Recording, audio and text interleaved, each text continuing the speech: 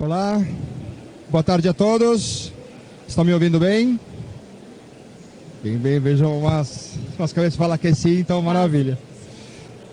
Gente, boa tarde. Eu quero agradecer a todos vocês por estarem aqui, encontrá-lo aqui nesse palco. Quero agradecer também a organização pelo convite num evento tão importante.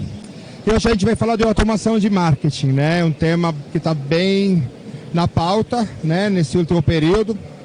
E não só na pauta, né? Também nos orçamentos das empresas, né? Tem estatísticas que falam que a cada $1, né, investido em automação de marketing, são $5 de ROI, né? Então, além das palavras, além do walk the talk, também parece que os números estão confirmando isso. Mas vamos aprofundizar melhor isso com vocês que são expertos em matéria, né?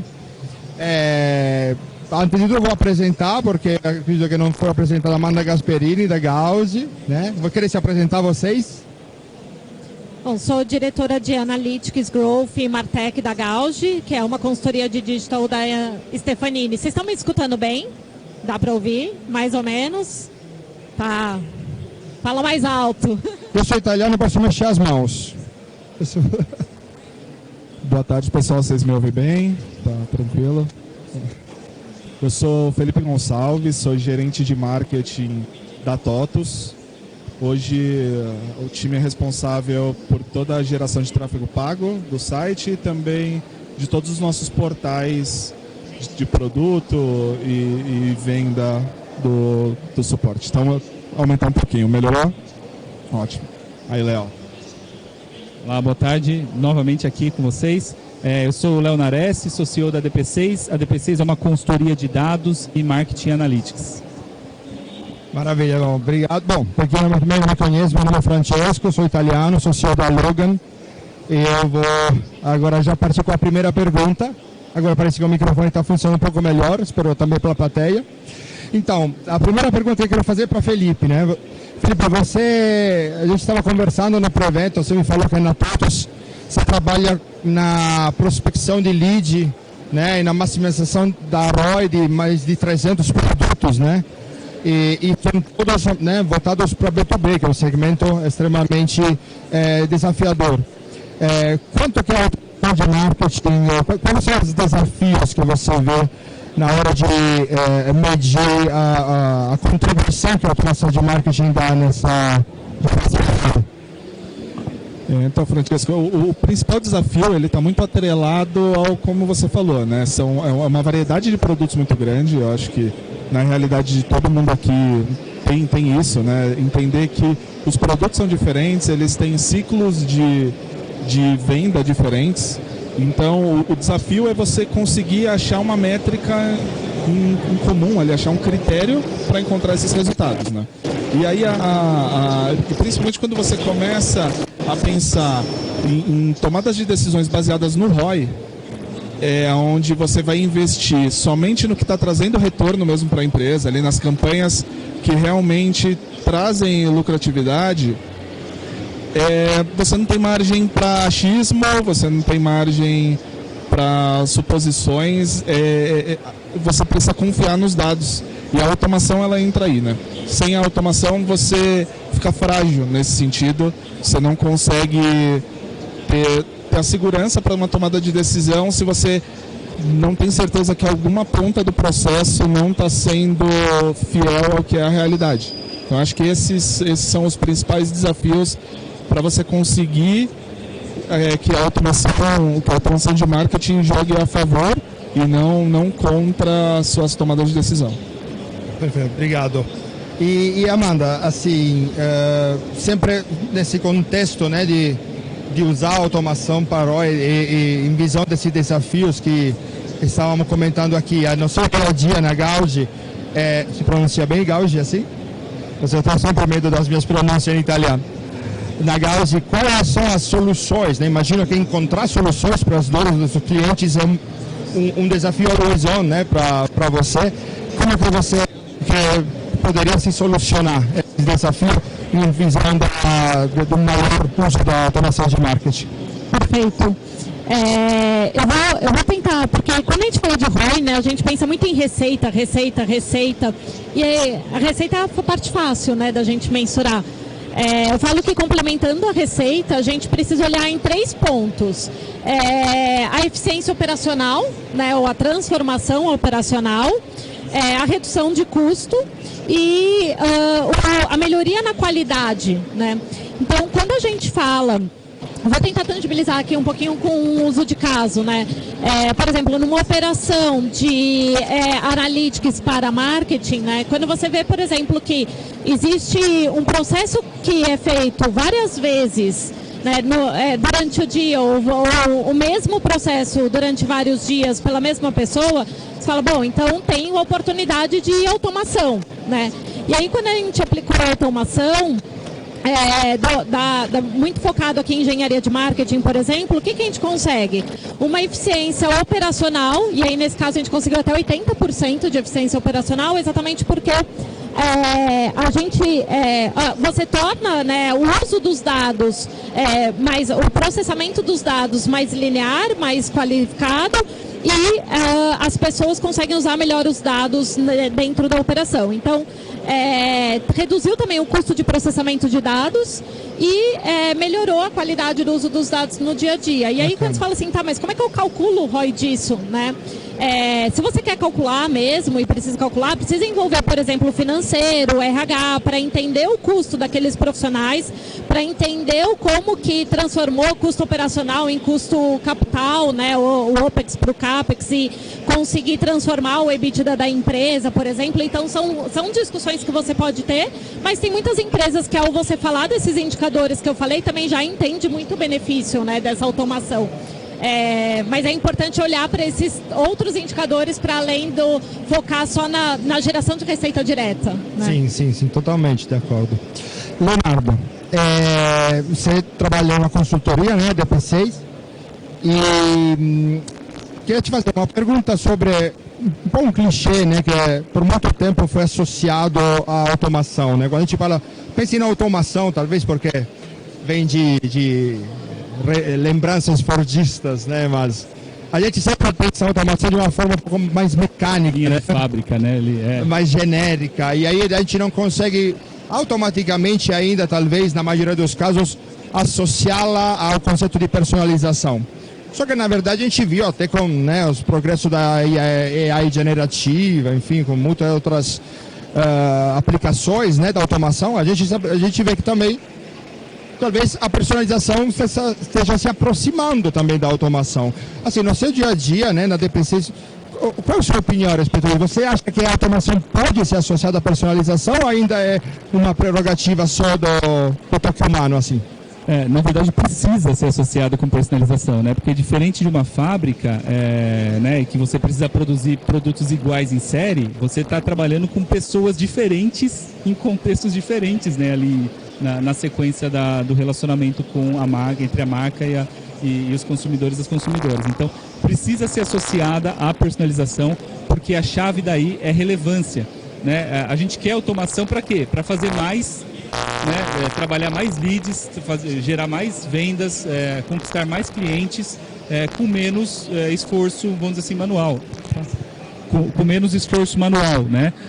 Ou seja, a gente precisa colocar isso de um jeito que a gente coloque tecnologia para trabalhar para a gente. Só que sem se colocar no lugar de cada uma das pessoas e entregar algo muito relevante, isso não tem valor nenhum, né? Se a gente só dispara um e-mail e depois checa se a pessoa abriu, né? Isso não é automação, isso é no máximo um disparo em massa. Agora, se a gente faz uma jornadinha em que todo o contexto de cada pessoa é levado em consideração, quem abriu a mensagem, quem colocou no carrinho, quem não colocou, recebe uma mensagem diferente, quem já comprou com a gente há muito tempo, recebe uma outra mensagem, tudo isso começa a garantir relevância, tá? E isso cada vez mais vai permear não só a automação de marketing que a gente conhece tradicionalmente por e-mail, SMS e push, né? Cada vez mais vai cair para plataformas conversacionais. Eu vou contar um caso de uma experiência que eu tive com um banco digital. Eu tive um problema, né, de um relacionamento com o banco, de pagamento indevido, fatura indevida, né, alguma coisa assim, e entrei em contato com o chatbot do banco. né? Você já deve imaginar qual que é a experiência de atendimento, né, de um banco na hora de resolver um problema desse. E eu falei, putz, lá vou eu, né, passar 3 horas aqui da minha tarde para resolver esse problema. Eu entrei no chatbot, fiz 2 perguntas, 2 pedidos ali, o chatbot sem um humano, né, me deu a resposta que eu precisava, ainda já encaminhou o ticket que tinha que ser aberto e já me encaminhou a resposta no meu e-mail falando, seu pedido foi processado, está tudo ok, e você está recebendo no seu e-mail a confirmação, você vai receber o status disso nos próximos minutos. Ou seja, o chatbot me atendeu com mais relevância do que um humano em outra empresa. Olha a diferença que tem. A automação, ela tem uma grande diferença de conseguir escalar para muita gente, mas ela só vai ser interessante para as empresas e gerar um diferencial se a gente colocar essa perninha da personalização. E como é que a gente faz isso, né? Primeiro, planejando muito bem, investindo em quem vai desenhar as réguas, investindo em quem vai desenhar todo o processo e colocar dados para isso. Porque se a gente não tiver dado de relacionamento, não tiver dado conhecer o consumidor, a consumidora que está ali na nossa base, como é que a gente vai personalizar? Vamos mandar uma mensagem e esperar que as pessoas convertam, né? Então, é necessário, é muito importante, não dá para a gente separar. A automação de marketing não é automação industrial, né? São coisas diferentes. Maravilha, obrigado. Da plateia vejo que vem sugestões de falar alto, né? Até agora entendi porque convidaram um italiano, né, a fazer o painel. Então, eu queria também saber a sua opinião, né?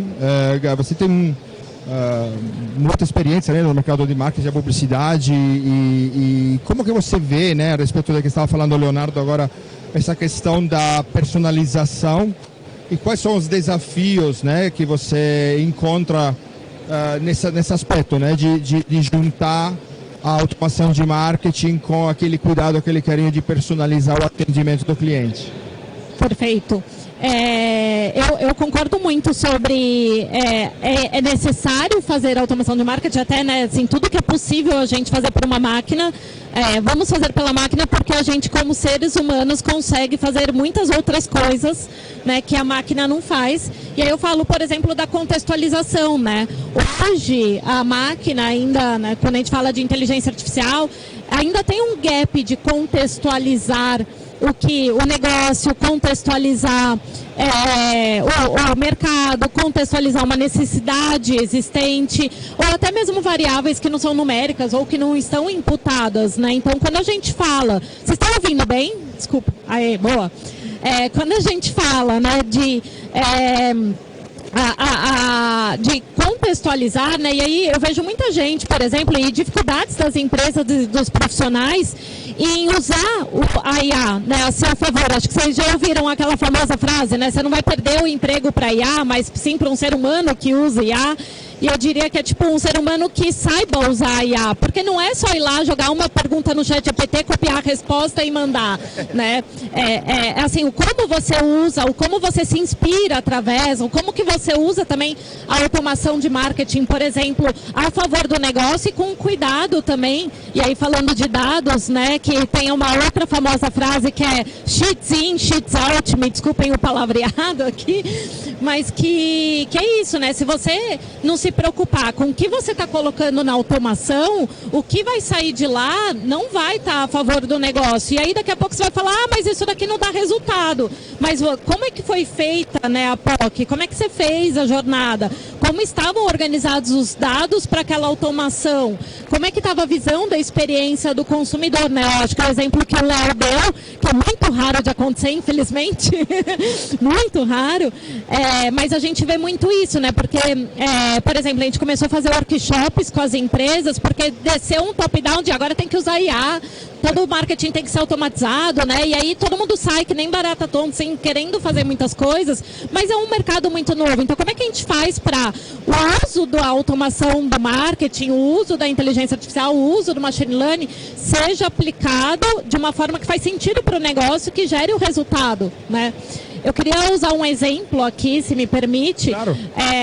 A gente, e até tangibilizando um pouco, né, dessa combinação de ser humano com máquina, quais são os desafios da automação do marketing, né? Então, por exemplo, A gente tem um caso de automação de monitoramento de redes sociais, em que a gente consegue, por exemplo, prever o que vai acontecer, alertas de crise, e entender melhor o que o consumidor fala através de um tom de fala. Sem automação, um ser humano não consegue fazer isso, porque é um tipo de análise que exige um processamento de informações e um tempo que o ser humano não faz, né? Mas sem o ser humano, essa automação não serve de nada, porque o primeiro resultado que a gente teve, a assertividade era de 60%, né? E aí você vai melhorando essa assertividade com os inputs do ser humano na contextualização, e a gente consegue chegar aí numa assertividade hoje de 97%. Mas isso só se dá pelo trabalho conjunto. Aí acabou esse trabalho, começa a rodar, você ainda tem uma manutenção a ser feita, não é só eu coloquei lá, rodou a automação, larguei a mão, né? Então você tem a manutenção, mas você também tem que fazer você tem um próximo passo, né? Você sempre tem um próximo passo. A nossa área tem uma criação enorme, né, de coisas, novidades, então a gente sempre tem o próximo passo. E eu gosto muito de um filme, finalizando aqui, que tangibiliza bem essa interação de ser humano, que é o Big Bug. Alguém já viu aqui Big Bug da Netflix? Não?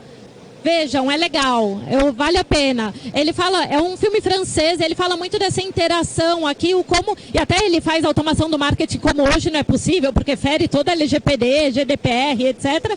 Mas é bem interessante de ver assim, como os robôs não conseguem contextualizar como seres humanos, como é essa combinação para fazer dar certo. Eu gostei muito, obrigado. Enquanto você falava, me vinham várias outras citações também, né? Porque acho que, né, pegando um pouco o gancho, você falou, é importante entender aonde a automação está se aplicando, então em qual contexto, né, em que tipo também de maturidade tecnológica da companhia, né? Então tem uma frase de Bill Gates que é sobre isso, que fala que a automação inserida numa empresa eficiente vai fazer ela ser mais eficiente.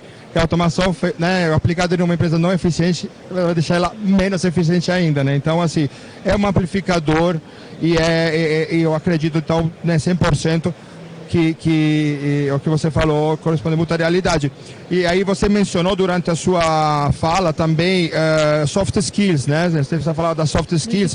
É uma das soft skills que até, não somente a nível operativo, mas também a nível, às vezes, ético, vem um pouco contestada, é a criatividade, né? Então, queria falar com o Felipe sobre isso. Teve muitos casos, até recente, né, onde o uso da inteligência artificial, automação e criatividade foram, né, um pouco, como posso dizer, dividiram um pouco, né, a plateia, né?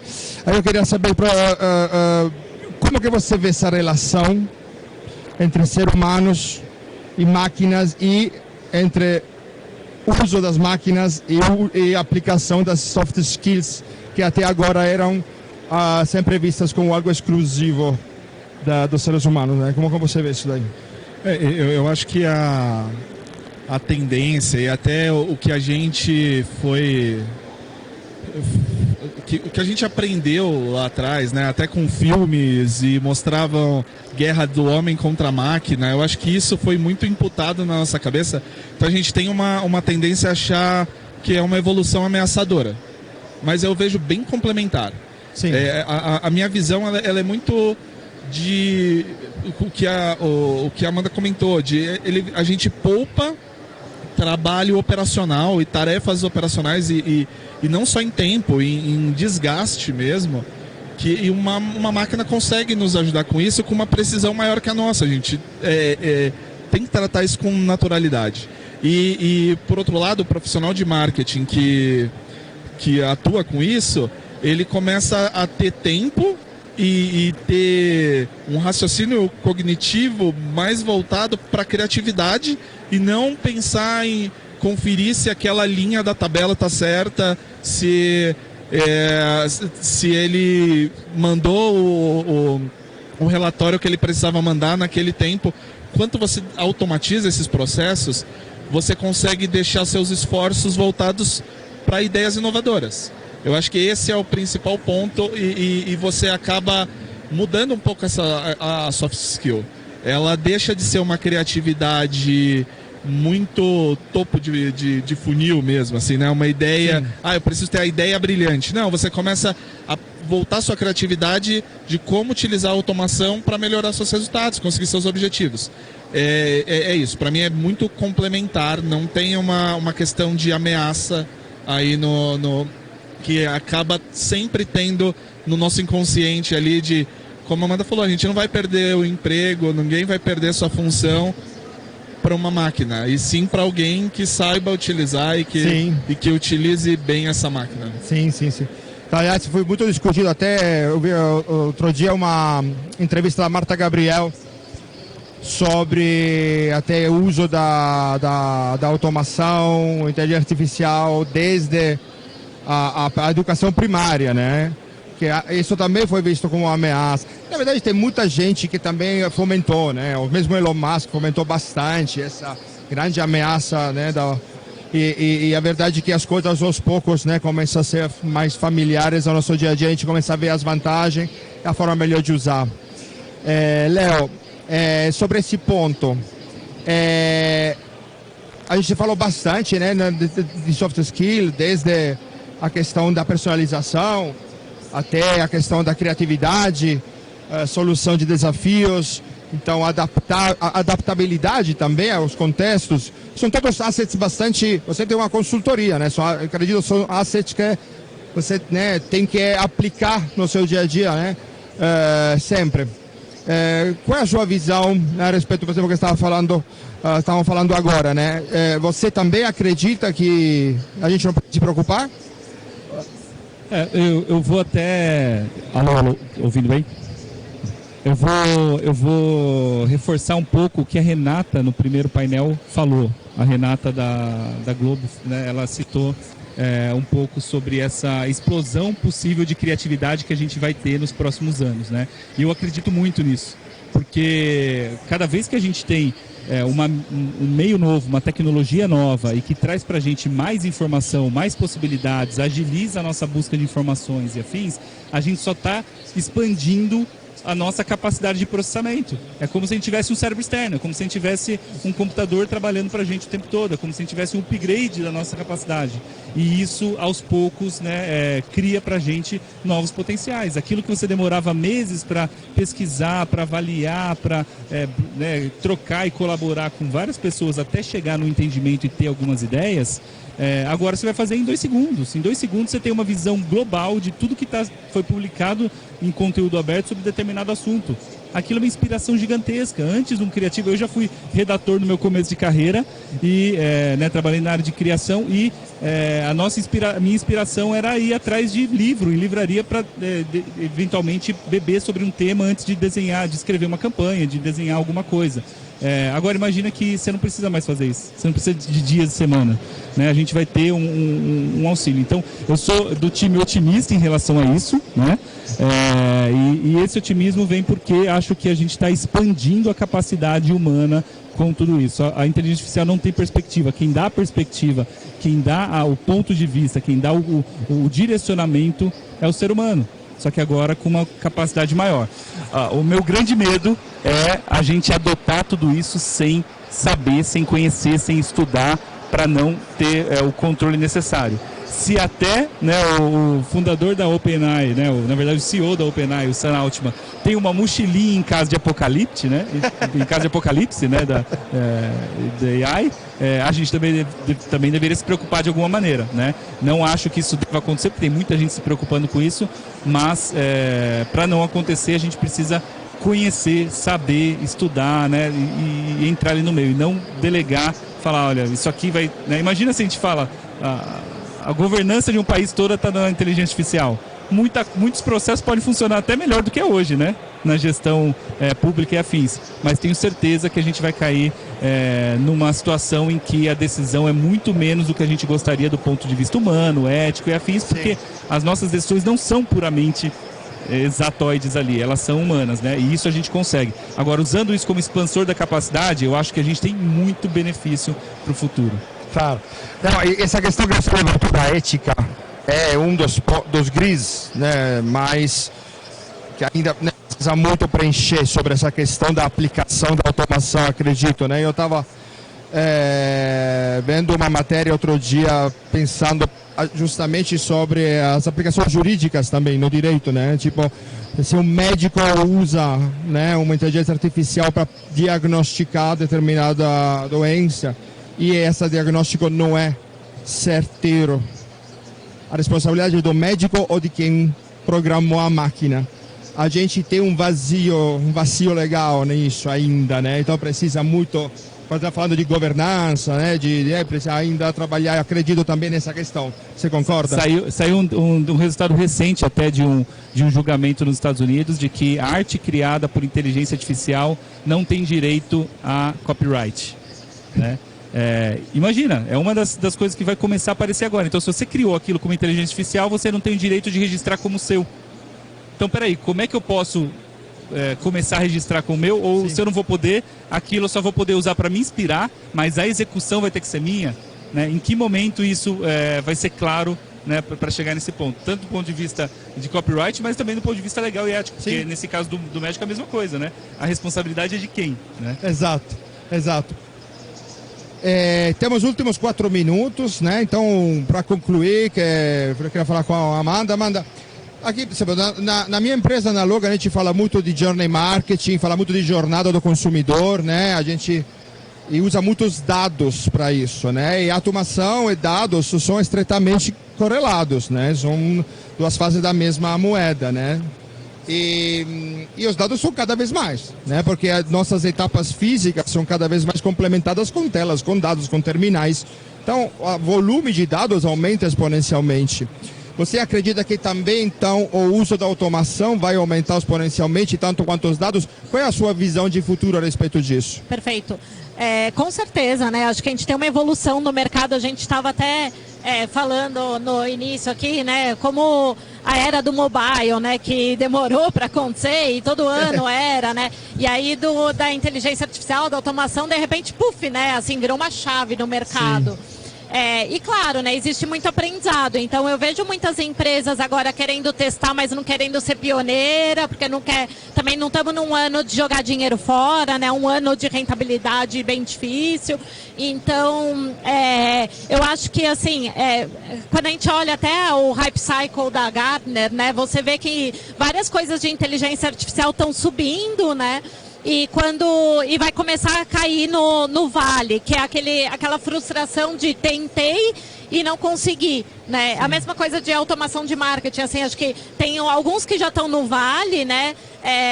Mas CDP, por exemplo, né? Que é para a visão única do consumidor, tá num hype enorme, assim como está começando de inteligência artificial e o olhar de automação, mas as empresas estão começando a se dar conta um pouco do melhor uso disso, né? E como que até, assim, a regra de... Quando você fala a regra de sociedade, né? Que não está imputada na máquina, e que se você falar assim, eu quero acabar com a fome mundial, ele vai matar metade da população como solução, né? Você precisa colocar muito bem as suas regras de negócio para isso trazer um resultado positivo para você. Então, acho que as empresas estão entendendo isso, assim, de alguma forma, para começar um uso um pouco mais consciente, talvez, pode ser uma utopia minha, né? Mas eu acho que tá começando a acelerar bem, assim, agora com o maior conhecimento de dados que as empresas têm, porque teve muita empresa que fez o shift de cultura data-driven, começam a permear aqui de uma forma mais fluida, digamos, né, até o uso desses dados. Mas ainda temos muito a fazer para que não dê erro lá, né, e às vezes ainda vai dar e a gente tem que saber como lidar melhor com isso, com os aprendizados que já temos aqui do nosso mercado. Perfeito. Então, para concluir, Felipe, qual é a sua visão de futuro a respeito a esse tema tão relevante hoje em dia? Como o Léo comentou, minha visão é super otimista. Eu acho que muita coisa vai surgir. Eu acho que é tudo... a evolução está muito exponencial. Há 5 anos atrás, a gente nunca imaginaria que a gente estaria no palco falando sobre esse assunto. Parecia algo muito distante. Parecia algo que nunca chegaria no nosso dia a dia. e a gente está aqui. A gente é um tema que a gente consegue ver que atrai bastante curiosidade. A gente entende que tem essa necessidade da gente sempre ter a evolução de conhecimento, e eu acho que esse é o caminho, sem perder a ideia de que o ser humano ele ainda vai ter o papel fundamental no tudo que se diz respeito à criatividade, como a gente estava falando na última pergunta, a empatia, acho que principalmente. Eu acho que esse é o ponto, assim, a gente entender o consumidor num sentido mais pessoal, cada vez mais pessoal. A gente estava numa linha cada vez mais pessoal, e aí chegou a inteligência artificial e a automação. A gente não pode perder tudo que a gente caminhou. Eu acho que esse é o principal ponto, é pegar a bagagem de tudo que a gente caminhou e entender o usuário, o consumidor como indivíduo, e transformar isso em algo muito maior com a ajuda da inteligência artificial. Eu acho que esse é o ponto, assim, conseguir atrelar a eficiência da máquina, da automação, com a criatividade e a empatia. Maravilha. Bom, a máquina aqui está falando para a gente que terminou nosso tempo. Eu ficaria horas falando com vocês. Muito obrigado. Espero que o público tenha conseguido, ao final, nos escutar bem, tenha gostado. Agradeço a todos os participantes, agradeço vocês, Amanda, Felipe, Leonardo. Muito obrigado e até a próxima. Obrigado.